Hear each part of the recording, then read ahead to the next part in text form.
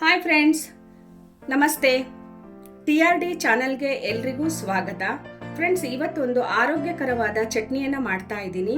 ಈ ಚಟ್ನಿ ನಮ್ಮನೇಲಿ ಮಾಡುವ ಮೆಥಡಲ್ಲಿ ನಾನು ಮಾಡ್ತಾ ಇದ್ದೀನಿ.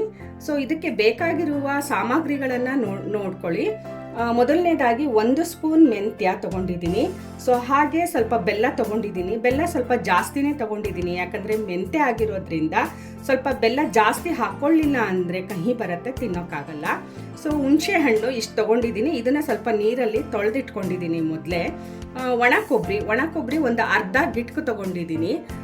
ಇದು ಒಣ ಮೆಣಸಿನ್ಕಾಯಿ, ಬ್ಯಾಡಗಿ ಮೆಣಸಿನಕಾಯಿ 12 ತೊಗೊಂಡಿದ್ದೀನಿ. ಇದು ಕರಿಬೇವಿನ ಸೊಪ್ಪು ಹಸಿದು ಬೇಕಾಗಿತ್ತು. ಇವತ್ತು ನಮ್ಮ ಮನೆಯಲ್ಲಿ ಹಸಿದು ಇರಲಿಲ್ಲ, ಹಾಗಾಗಿ ಸ್ವಲ್ಪ ಒಣಗಿರೋದನ್ನೇ ಹಾಕ್ಕೊಂಡಿದ್ದೀನಿ. ನಿಮ್ಮ ಮನೆಯಲ್ಲಿ ಹಸಿದಿದ್ರೆ ಹಾಕ್ಕೊಳ್ಳಿ. ಬೆಳ್ಳುಳ್ಳಿ 1 ಗಡ್ಡೆ ತೊಗೊಂಡಿದ್ದೀನಿ. ಸೊ ಈಗ ಇದನ್ನು ಏನು ಮಾಡಬೇಕು ಅಂತ ಅಂದರೆ, ಫಸ್ಟು ಎಲ್ಲವನ್ನು ಒಂದು ಬೌಲಿಗೆ ಹಾಕೊಳ್ತಾ ಇದ್ದೀನಿ. ಫ್ರೆಂಡ್ಸ್ ನೋಡಿ, ಮತ್ತೊಂದು ಸಲ ಹೇಳ್ತಾ ಇದ್ದೀನಿ.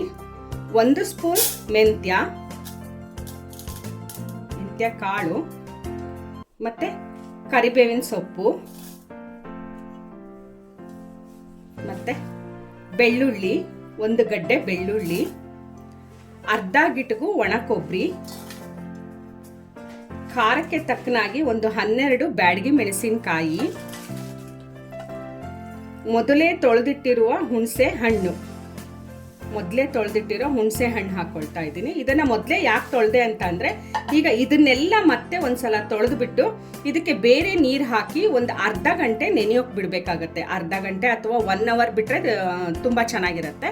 ಸೊ ಟೈಮ್ ಇಲ್ಲ ಅಂತಂದ್ರೆ ಒಂದು ಅರ್ಧ ಗಂಟೆ ನೆನೆಸಿಟ್ಟು ಆಮೇಲೆ ಚಟ್ನಿಯನ್ನ ರುಬ್ಕೋಬೇಕಾಗತ್ತೆ. ಸೊ ಹಾಗಾಗಿ ಹುಣಸೆ ಹಣ್ಣನ್ನ ಮೊದಲೇ ತೊಳೆದು ಹಾಕೊಂಡು ಇನ್ನೊಂದ್ಸಲ ತೊಳಿತಾ ಇದ್ದೀನಿ ಫ್ರೆಂಡ್ಸ್. ಹೀಗೆ ತೊಳೆದು ಈ ನೀರನ್ನು ಬಸ್ಕೊಂಡ್ಬಿಡೋಣ. ನೋಡಿ, ತೊಳೆದು ನೀರು ಬಸ್ಕೊಂಡು ತಗೊಂಬಂದಿದ್ದೀನಿ. ಈಗ ಬೇರೆ ನೀರನ್ನು ಹಾಕ್ತಾ ಇದ್ದೀನಿ. ನೋಡಿ ಫ್ರೆಂಡ್ಸ್, ಇಷ್ಟು ನೀರನ್ನು ಹಾಕಿ ನಾನು ಇದನ್ನ ಒಂದು ಅರ್ಧ ಗಂಟೆ ನೆನೆಯೋಕೆ ಬಿಡ್ತೀನಿ. ಯಾಕಂದ್ರೆ ಇವಾಗ ಟಿಫನ್ ಮಾಡಬೇಕು, ಸೊ ಟೈಮ್ ಇಲ್ಲ. 1 ಅವರ್ ಬಿಟ್ಟಿದ್ರೆ ತುಂಬ ಚೆನ್ನಾಗಿ ನೆನೀತಾ ಇತ್ತು. ಮೆಂತ್ಯಕಾಳು ಎಷ್ಟು ನೆನೆಯುತ್ತೋ ಚಟ್ನಿ ಅಷ್ಟು ಚೆನ್ನಾಗಿ ಬರುತ್ತೆ. ಮೆಂತ್ಯ ಮತ್ತು ಬ್ಯಾಡಗಿ ಮೆಣಸಿನ್ಕಾಯಿ ನೆನಿಬೇಕು ಚೆನ್ನಾಗಿ ನೀರಲ್ಲಿ, ಆವಾಗ ಚಟ್ನಿ ತುಂಬ ಚೆನ್ನಾಗಿ ಬರುತ್ತೆ. ಮತ್ತು ನಾನು ಇದನ್ನು ರುಬ್ಕೊಳ್ಳುವಾಗ ಇದೇ ನೀರನ್ನು ಹಾಕ್ಕೊಂಡು ಸ್ವಲ್ಪ ಎಷ್ಟು ಬೇಕೋ ಅಷ್ಟು ನೀರನ್ನು ಹಾಕ್ಕೊಂಡು ನಾನು ರುಬ್ತೀನಿ. ಮತ್ತು ಉಪ್ಪು ಹಾಕಿಲ್ಲ, ಇವಾಗ ರುಬ್ಬುವಾಗ ನಾನು ಉಪ್ಪು ಹಾಕ್ತೀನಿ. ಈಗಲೂ ಇದಕ್ಕೆ ಉಪ್ಪು ಹಾಕಿಡ್ಬೋದು, ಬಟ್ ನೀರು ಜಾಸ್ತಿ ಕಮ್ಮಿ ಆಗಿಬಿಡತ್ತೆ ಎಷ್ಟು ಹಾಕ್ಕೊಳ್ತೀವಿ ರುಬ್ಬುವಾಗ ಅಂತ ಗೊತ್ತಿಲ್ಲ. ಸೊ ಹಾಗಾಗಿ ನಾನು ರುಬ್ಬುವಾಗ ಉಪ್ಪನ್ನು ಹಾಕ್ಕೊಳ್ತಾ ಇದ್ದೀನಿ ಫ್ರೆಂಡ್ಸ್. ನೋಡಿ, ಇವಾಗ ಇದು ಮೆಂತ್ಯಕಾಳು, ಒಣಮೆಣಸಿನ್ಕಾಯಿ, ಒಣ ಕೊಬ್ಬರಿ ಏನು ಹಾಕಿದ್ನಲ್ಲ ಆವಾಗಲೇ ನೆನೆಯೋಕ್ಕೆ, ಅದು ಇವಾಗ ಚೆನ್ನಾಗಿ ನೆಂತ್ಕೊಂಡಿದೆ. ಅದನ್ನು ಇವಾಗ ನಾನು ರುಬ್ಬಕ್ಕೆ ಹಾಕ್ಕೊಳ್ತಾ ಇದ್ದೀನಿ.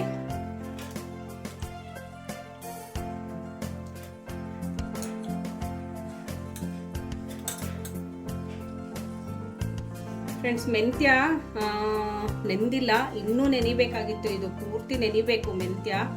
ಸೊ ಬಟ್ ಓಕೆ, ರುಬ್ತೀವಲ್ಲ, ಹಾಗಾಗಿ ನೆಂದರೆ ಅದು ಚಟ್ನಿ ಟೇಸ್ಟೇ ಬೇರೆ, ಅದೊಂಥರ ಚೆನ್ನಾಗಿರತ್ತೆ. ಸೊ ಇದು ಕೂಡ ಚೆನ್ನಾಗಿರತ್ತೆ. ಟೈಮ್ ಇರುವಾಗ ನೆನೆಸ್ಬಿಟ್ಟು ಮಾಡ್ಕೊಳ್ಳಿ. ಸೊ ನನಗಿವತ್ತು ಟೈಮ್ ಇರಲಿಲ್ಲ, ಹಾಗಾಗಿ ಟಿಫನಿಗೆ ಲೇಟ್ ಆಗಿತ್ತು ಅಂತ ಹೀಗೆ ಮಾಡಿಕೊಂಡೆ. ರುಬ್ಬಕ್ಕೆ ಇದೇ ನೀರನ್ನೇ ಹಾಕ್ಕೊಳ್ತೀನಿ, ಬಟ್ ಸ್ವಲ್ಪ ಬಸಿತೀನಿ. ಮೆಂತ್ಯಕಾಳು ಬೇಕು, ಅಡಿನಲ್ಲಿದೆ. ಇದು ಉಪ್ಪು ರುಚಿಗೆ ತಕ್ಕಷ್ಟು, ಇಷ್ಟು ಜಾಸ್ತಿ ಆಗುತ್ತೆ, ಸ್ವಲ್ಪ ತೆಗಿತೀನಿ. ಇಷ್ಟು ಹಾಕ್ಕೊಳ್ತಾ ಇದ್ದೀನಿ. ನೋಡಿ ಫ್ರೆಂಡ್ಸ್, ಒಂದು ಅರ್ಧ ಟೀ ಸ್ಪೂನ್ ಅಷ್ಟು ಉಪ್ಪು ಹಾಕ್ಕೊಳ್ತಾ ಇದ್ದೀನಿ. ಆಮೇಲೆ ಕಮ್ಮಿ ಆದರೆ ನೋಡ್ಕೊಂಡು ಹಾಕ್ಕೊಳ್ಳೋಣ. ಬೆಲ್ಲ ಫ್ರೆಂಡ್ಸ್, ಆವಾಗಲೇ ತೋರಿಸಿದ್ದೆ ನಾನು, ಇದನ್ನೇ ಹಾಕ್ಕೊಳ್ತಾ ಇದ್ದೀನಿ. ಬೆಲ್ಲನೂ ಸ್ವಲ್ಪ ಬೇಕಾಗ್ಬೋದು, ಟೇಸ್ಟ್ ನೋಡಿ ಹಾಕ್ಕೊಳ್ತೀನಿ ನಾನು. ಉಳಿದಿತ್ತಲ್ಲ ನೀರು, ಅದನ್ನು ಈ ಬಟ್ಲಲ್ಲಿ ಇಟ್ಕೊಳ್ತೀನಿ ನಾನು. ಬೇಕು ಅಂದರೆ ಅದೇ ನೀರನ್ನೇ ನಾನು ರುಬ್ಬಕ್ಕೆ ಹಾಕ್ಕೊಳ್ತೀನಿ. ಇವಾಗ ಈ ಮೆಂತ್ಯ ಕಾಳನ್ನು ಹಾಕ್ಕೊಂಡು ಗ್ರೈಂಡ್ ಮಾಡೋಣ ಫ್ರೆಂಡ್ಸ್.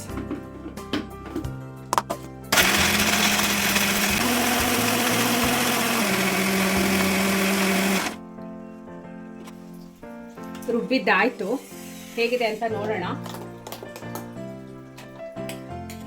ಫ್ರೆಂಡ್ಸ್, ಕಾಣಿಸ್ತಾ ಇದೆಯಲ್ಲ ನೋಡಿ, ಕಲರ್ ಹೇಗಿದೆ, ಸೂಪರ್ ಕಲರ್ ಬಂದಿದೆ. ಇನ್ನೊಂದು ಸ್ವಲ್ಪ ರುಬ್ಬಬೇಕು, ಇನ್ನೊಂದು ಸ್ವಲ್ಪ ರುಬ್ಬಬೇಕು. ಇನ್ನೊಂದು ಸ್ವಲ್ಪ ಹಾಕೊಳ್ತೀನಿ. ಮೆಂತೆ ನೆನಿಲಿಲ್ಲ ಅಂದರೆ ಸೊ ಹೀಗೆ ಸ್ವಲ್ಪ ಹಾಕೋಬೇಕಾಗತ್ತೆ. ಜಾಸ್ತಿ ಮೆಂತ್ಯ ನೆಂದರೆ ಬೇಗ ಆಗತ್ತೆ ಚಟ್ನಿ.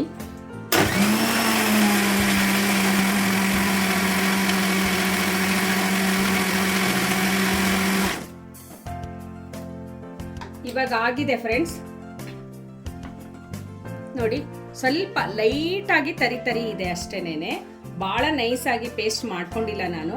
ಸೊ ಈ ಹದದಲ್ಲಿ ಇರಬೇಕು ಮೆಂತ್ಯ ಕಾಳಿನ ಚಟ್ನಿ. ಕಲರ್ ನೋಡಿ ಹೇಗೆ ಕಾಣಿಸ್ತಾ ಇದೆ. ಬ್ಯಾಡಗಿ ಮೆಣಸಿನ್ಕಾಯಿನ ನಾವು ನೀರಲ್ಲಿ ನೆನೆಸಿರೋದ್ರಿಂದ ಈ ತರ ಕಲರ್ ಬರುತ್ತೆ. ಓಕೆನಾ? ಟೇಸ್ಟ್ ಕೂಡ ತುಂಬಾ ಚೆನ್ನಾಗಿರುತ್ತೆ. ಓಕೆ ಫ್ರೆಂಡ್ಸ್, ಇವಾಗ ಸರ್ವ್ ಮಾಡೋಣ.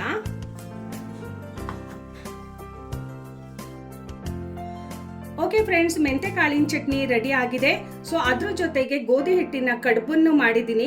ಸೊ ಈ ಕಡುಬಿನ ರೆಸಿಪಿನ ತೋರ್ಸೋಕೆ ಆಗಲಿಲ್ಲ, ಟೈಮ್ ಆಗಿತ್ತು ಟಿಫನಿಗೆ. ಹಾಗಾಗಿ ಮುಂದಿನ ದಿನಗಳಲ್ಲಿ ನಾನು ನಿಮಗೆ ಗೋಧಿ ಹಿಟ್ಟಿನ ಕಡುಬು ಮಾಡೋದು ಹೇಗೆ ಅಂತ ತೋರಿಸ್ತೀನಿ. ಸೊ ಈ ರೆಸಿಪಿನ ಮಾಡ್ಕೊಂಡು ತಿನ್ನೋಕೆ ಮರಿಬೇಡಿ, ಯಾಕಂದ್ರೆ ಇದು ಆರೋಗ್ಯಕರವಾದ ರೆಸಿಪಿ. ಶುಗರ್ ಇರೋರಿಗೆ ಕೂಡ ತುಂಬಾ ಒಳ್ಳೇದು ಈ ಮೆಂತೆ ಕಾಳಿನ ಚಟ್ನಿ. ಸೊ ಫ್ರೆಂಡ್ಸ್, ನನ್ನ ವಿಡಿಯೋ ನಿಮ್ಗೆ ಇಷ್ಟ ಆಗಿದ್ರೆ KRD ಚಾನಲ್ಗೆ ಸಪೋರ್ಟ್ ಮಾಡಿ, ಶೇರ್ ಮಾಡಿ, ಲೈಕ್ ಮಾಡಿ, ಹಾಗೆ ಸಬ್ಸ್ಕ್ರೈಬ್ ಮಾಡ್ಕೊಳ್ಳೋದನ್ನ ಮರಿಬೇಡಿ. ದಯವಿಟ್ಟು ನಮ್ಮ ವಿಡಿಯೋನ ನೋಡಿ ಅಂತ ಹೇಳ್ತಾ, ಮುಂದಿನ ದಿನಗಳಲ್ಲಿ ಇನ್ನೂ ಹೆಚ್ಚು ರೆಸಿಪಿಗಳನ್ನ ತೋರ್ಸೋಕೆ ನಮಗೆ ನೀವೇ ಸ್ಫೂರ್ತಿ ಅಂತ ಹೇಳ್ತಾ ಇವತ್ತಿನ ವಿಡಿಯೋನ ಇಲ್ಲಿಗೆ ಮುಗಿಸ್ತಾ ಇದ್ದೀನಿ. ನಮಸ್ಕಾರ ಫ್ರೆಂಡ್ಸ್, ಬಾಯ್ ಬಾಯ್.